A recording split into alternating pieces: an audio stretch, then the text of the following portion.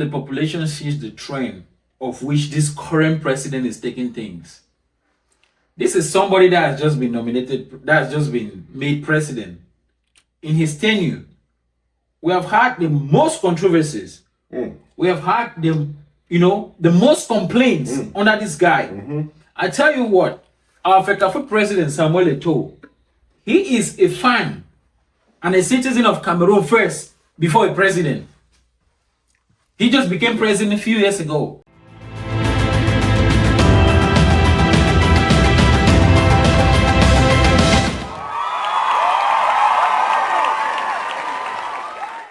CAF don't do them again. After the scandal in Morocco with the towers and after all the issues that happened with the refs and the final in Morocco, they were able to, they had a council where we say they decided to sanction both parties. I think they had the coach Theo for Senegal suspended for I think indefinitely. He paid like $300,000. I think they had the Moroccan Federation pay like another $150 for stuff. But they came again today, or yesterday rather, and they had an extraordinary session during which they were reviewing the case of the Moroccan Federation appealing the finals. And eventually they ruled in favor of Morocco and made Morocco the AFCON 2025 champions. That is unheard of. Football is always being played on the pitch.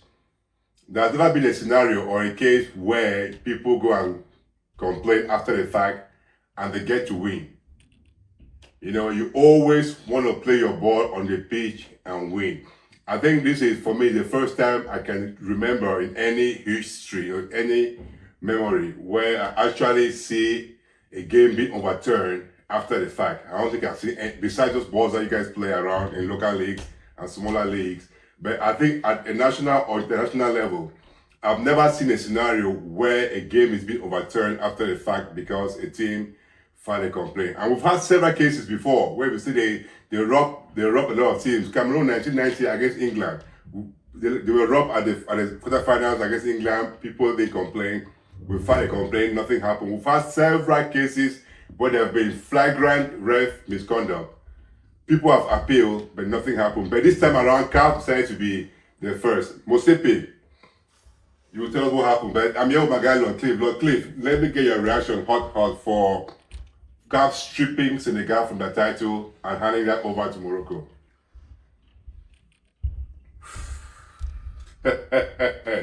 Take a deep breath, breath. True, you know how I feel about CAF already. Yeah. You already know. From them wanting to make our competitions follow their European standard by shrinking it to every 4 years. Let me keep that aside. We'll visit that on another day. This is just embarrassing. This takes African football back 100 years. It takes us back 100 years. And where else, on which continent else can this type of thing happen? Africa.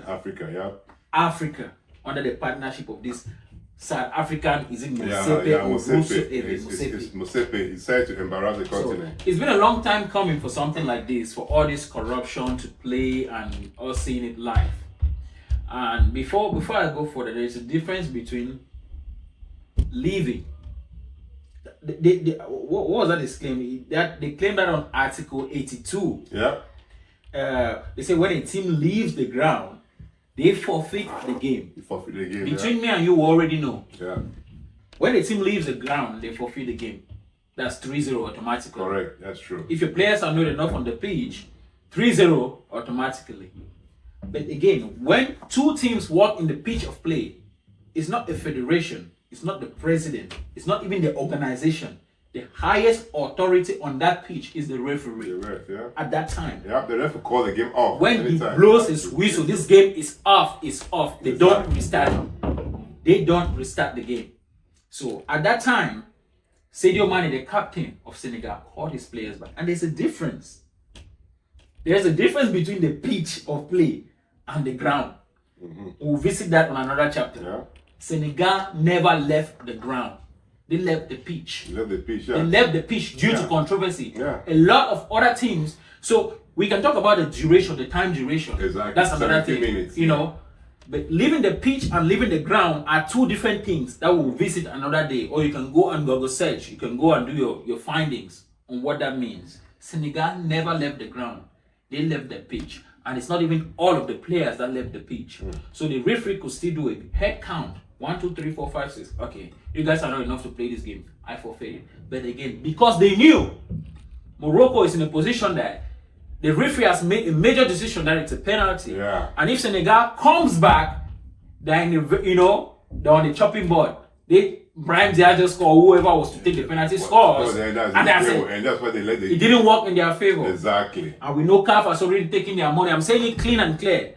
CAF took their money, and their money will don't choke. They don't figure them back until they make stupid decision. They continue that game, and law 5 of that same article, they quoted Article 82. They quoted Article 82 of that game, which says if a team leaves the ground, they forfeit the game.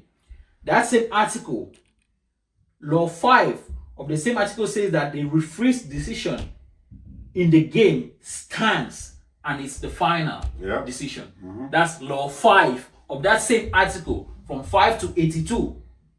So you don't leave 1, 2, 3, 4, 5. You go right to 82. The referee's decision, law 5 of that article, that's what it says. So, I mean, this. But you see, and my thing is that these laws have always existed, and there's a reason why you see Senegal, the way they reacted, they were like, this is just a display of corruption in CAF, and I think most people are beginning to see that is what's going on. Like Motsepe has been known for corruption from the first time he got involved in CAF.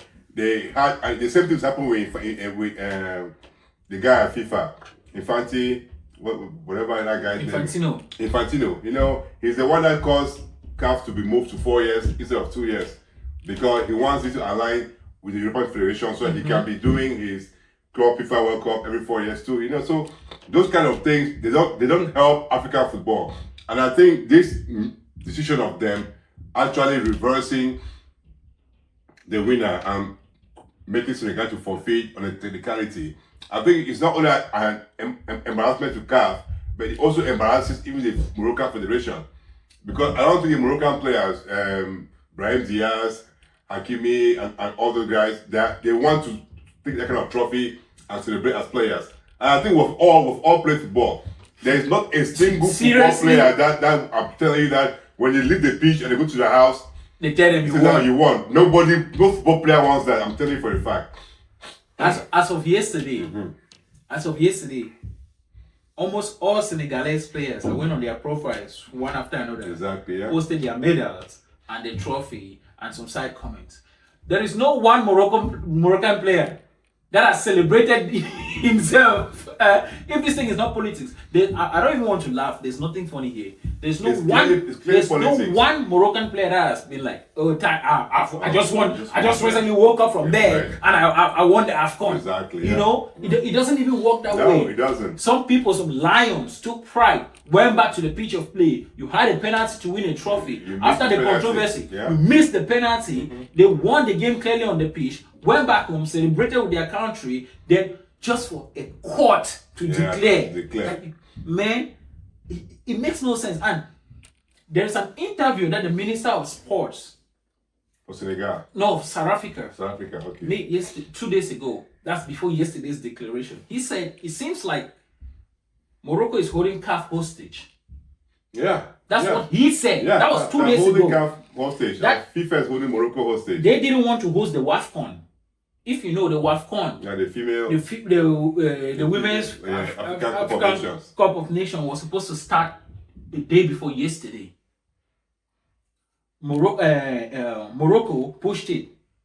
I'm gonna quote his name. So if you want to find him, you go find him. Gaetan McKenzie. That's the Minister of Sports for South Africa.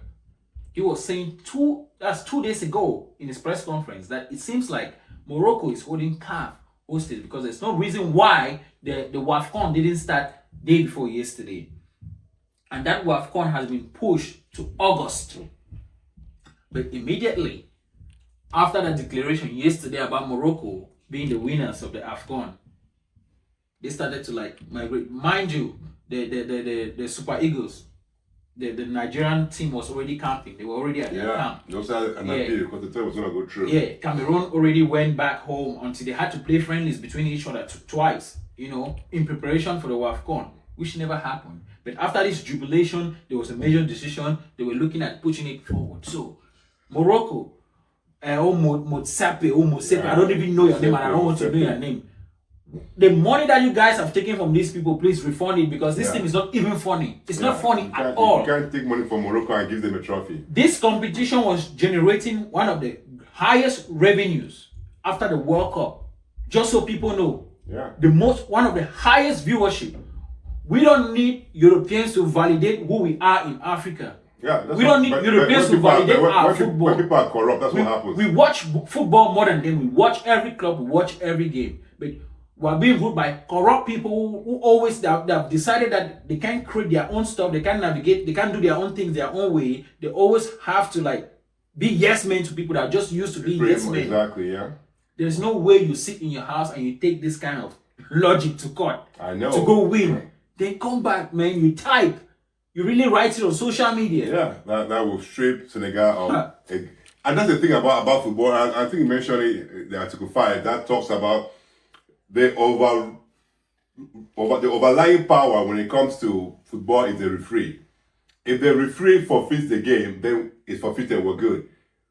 But if the referee holds on, and we had ceremony that was on the field the whole time, and the other players came back, and like you said, they never left the ground of play.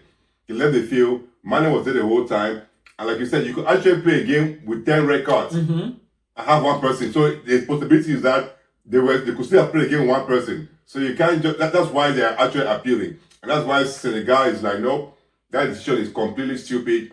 We'll appeal that to the task in Lausanne. We'll appeal the case, and nobody's giving back their medals or giving back a trophy. And again, from a player perspective, country that want to call you when your mates win your football trophy in the field. There tapes. They can see it. Yeah, you can see it. When your mates win their trophy in the field, when your mates win their trophy while playing, you're like, oh, we won out a technicality, because they left the field for 17 minutes, they came back, we lost the PK. That's not acceptable. Honestly, as a fan, I wanted Senegal to walk off that pitch. Let them give Morocco that trophy. Because the whole world saw the cheating. The whole world saw the bad refrain. I wanted Morocco to win that trophy with Senegal walking off the pitch.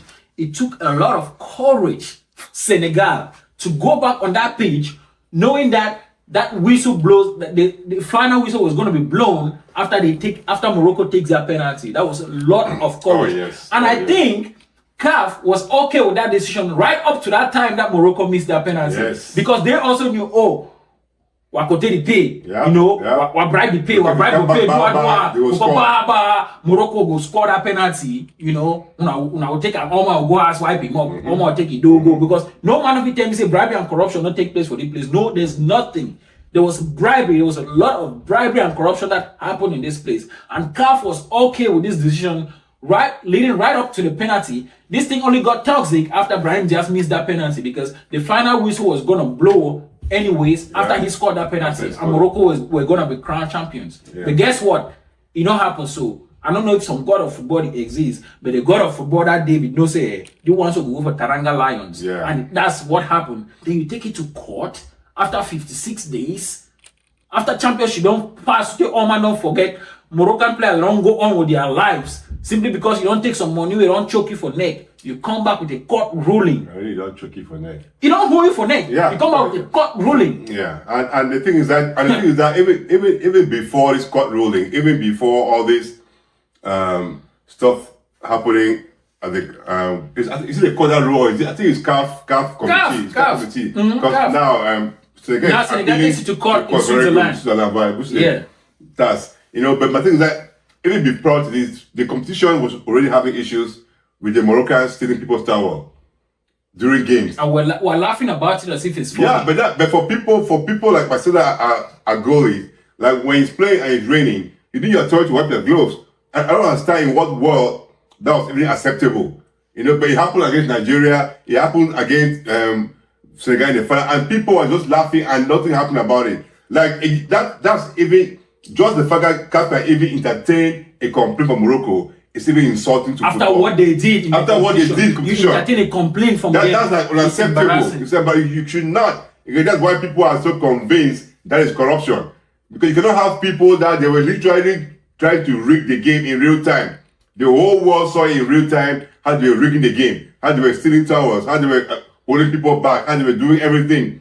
You know, against Cameroon, something against Cameroon, we had a PK against Brian Bemo. The ref just said they never even went to the VAR. He was touched. He was serious touch. He was literally kicked in the 18-meter box, but nothing happened. Because it's just a quarterfinals, you know. You know, but it's against Morocco. So people, again, so I'm like, if CAF has any iota of integrity, they're already bowing down to a pressure from FIFA by trying to move us to 4 years, which is something that everybody thinks is stupid.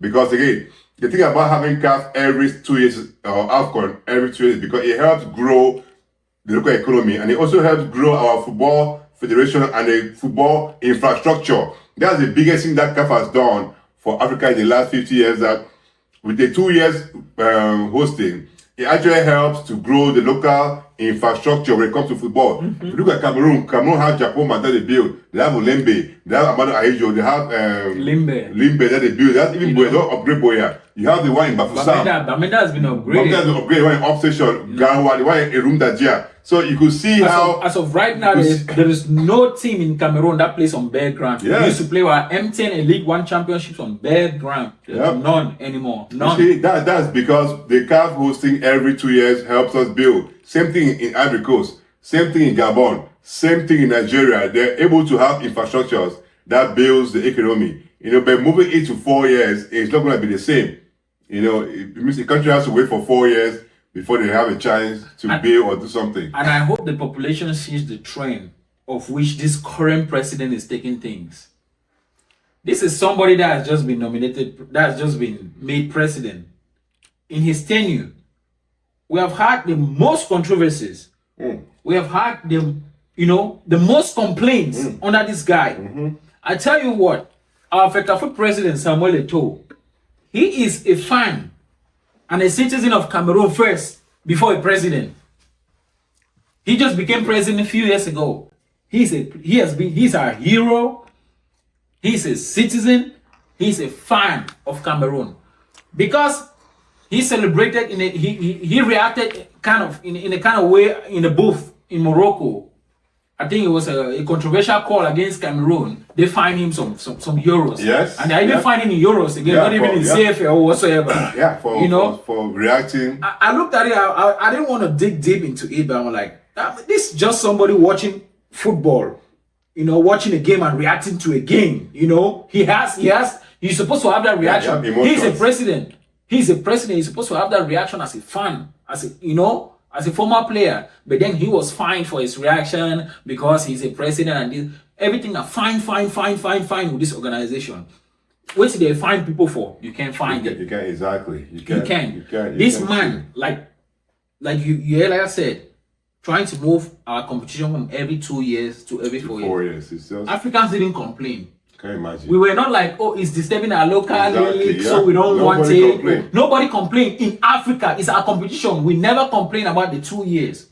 But because it's disturbing the European calendar, because whenever our stars leave European competition and come play our AFCON, which they don't have a problem with, you take it as a problem because your European colleagues contact you and they tell you, when these people go, they say Sadio Mane, the Salahs, the Riyad Mahrez, the Mbeumo, the views are low, they don't pay a lot of attention to the Premier League and the La Ligas and all the kind of stuff. They focus on the AFCON. So please, let's do it 4 years, so we can retain our stars. That's what it is. Nobody can tell me anything. Yeah. That's what it is. So this man is a very corrupt man. He's a very corrupt person. And I wish all of these videos or whatever statements people can make can really go this far, because this president is the worst ever. Yeah, he's the worst ever. I think, remember we had Issa Hayatou.